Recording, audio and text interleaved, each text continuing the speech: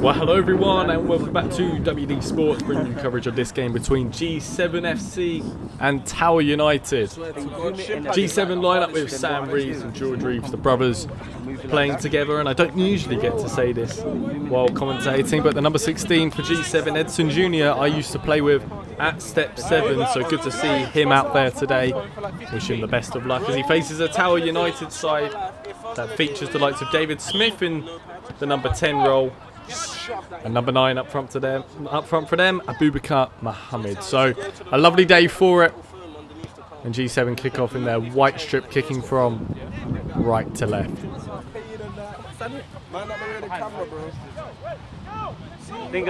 Tower United with the first meaningful attack of the game, and this is a nice dribble on this left-hand side, and it leads to a lovely chance and a lovely goal in the end. Just 2 minutes in, and the away side have the advantage. It's an amazing run. One possession back, and just drifted through the G7 defence and tucked away to give the away side the lead. G7 looking to respond now. Floated in towards that back post. But Abdi Aziz can gather.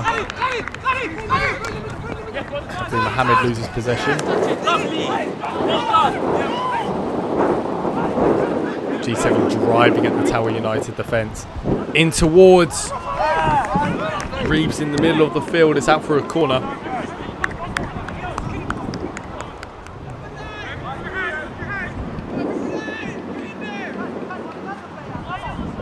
Floated into the middle now, and it's clearly handballed on the line right in front of the referee's view. Baldy goes over and tells the referee exactly what he thinks, and he knows it's going to be a red. I think everybody on the field knew that was going to be a red. Should have just left it in. Could have gone for it with his head maybe, actually, rather than conceding a penalty, which you'd assume will be distributed. And you'd assume right. Sanka levels the game, and G7 have a huge advantage now as Tower United are down to 10 men. I do wonder, what was he thinking? Deliberately handballing it on the line, knowing a penalty would be the result. Just 15 minutes into the game too. Tower United going to have to play 75 down to 10 men. Edson Jr. nips in, and now it's a huge chance for G7 to take the lead in this game, and they do.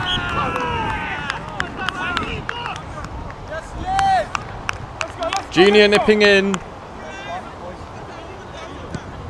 and a finish super composed that Aziz stood no chance in goal. Aziz stood no chance in goal. And G7, in the space of 2 minutes, have 2 goals and turn this tie around. And here comes Reeves. Powerful runner is Reeves. Very hard to get the ball off of. Goes down under that challenge.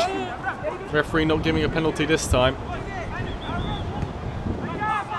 Something they might have worked on at the training ground. Onto the edge of the box. Good save as is. Offside given. Tower United trying to play out from the back. And Edson Jr. is nipped in. And the tricky right winner hits the crossbar and off the bar again. G7 trying to walk it in now. There's Reeves. Good chance for G7 with about 15 minutes to go.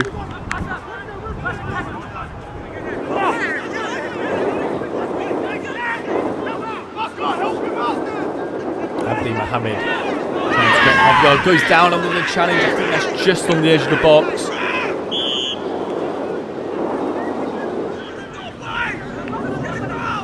Resulting free kick now. Into the middle. Punched away by G7's number 1, and it's floated back in. Not sure if the flag was up on that far side. It's out. It's For a goal kick, I think. To the middle now, and there was half a chance for Tower United. They're not going to get many more in this game. Any chances they have, they really need to take. Good play on this left-hand side.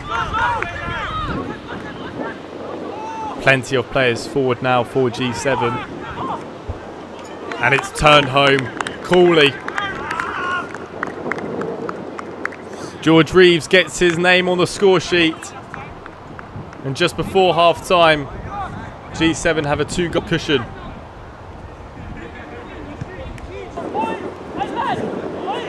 There was a hole in the net which the referee is fixing. We could all see that it went in though.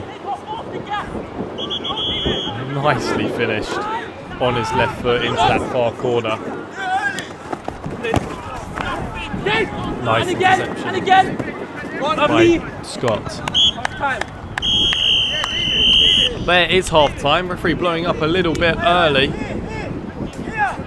The deficit, 2 goals separating these two sides, 3-1 at the break. That red card being probably the key moment of the game, proper turning the tie on its head. We'll see if Tower United can potentially salvage something in this second half.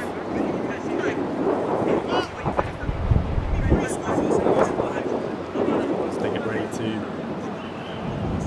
kick us off.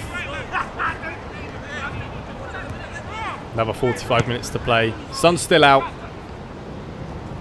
Potentially some more goals as well.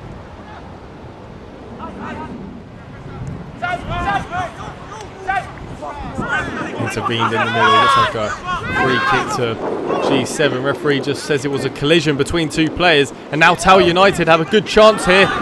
Good defending though by Reynolds Scott. Nice turn in the middle. There's a ball played over the top towards Popasecco.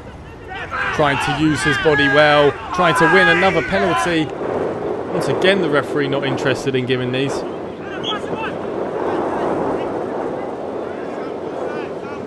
Free kick now floated into the middle. Met in the air, but similar to Tower United's one in the first half, that just goes wide of the left post. And here comes the home side once again. Another complaint for a penalty. Referee doesn't seem to be moved. Moved onto this left-hand side now with Saka, and he will not be wanting to watch that one back anytime soon. An hour played now, still 3-1 to G7, but Tower United have a chance here to reduce that lead, and it's a good save.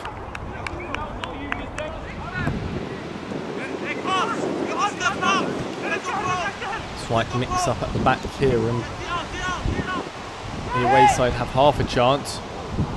Oh, and very similar to the first half, but this time the goalkeeper can gather. Wisdom Asu. Lukaku in goal. Players queuing up, waiting to tap it in. Just maybe one too many. 20 minutes to go now.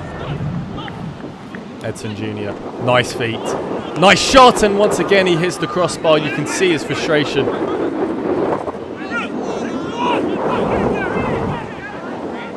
Onto his right-hand side now. Into the middle where Garcia got a shot off, and so did Popasecco, and neither really troubles Aziz in goal. Chance now for G7. This game could be much higher scoring.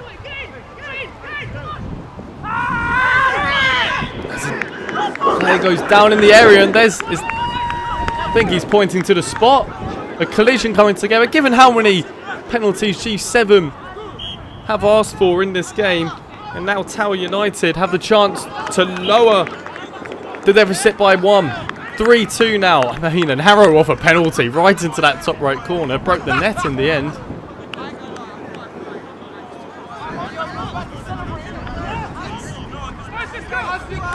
Looked like a penalty, was a penalty. it was just because of how many calls G7 have had in this game, they can feel a little bit hard done by. But Tower United are 1 goal away from levelling this tie. I mean, how about this for a penalty though? Talk about opening your body up, and that couldn't be more further in the top right corner. 5 minutes to play. Tower United come again. Drilled across the face of goal and it's cleared.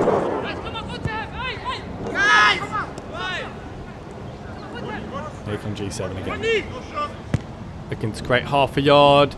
Good save by Aziz. That was bouncing awkwardly for him.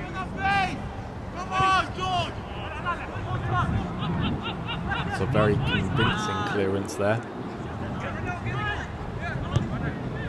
Played in behind now. Onto the edge of the box to kill the game. And the substitute on off the bench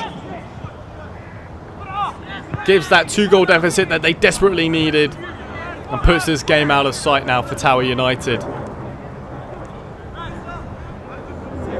Nicely well worked move. Just what you need in these dying embers just to avoid any further stress.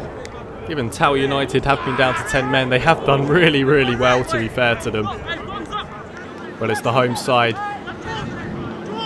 that will come away the victors today, you think, unless something really dramatic happens in these last few moments.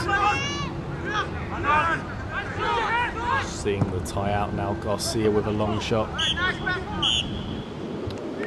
And there is full time.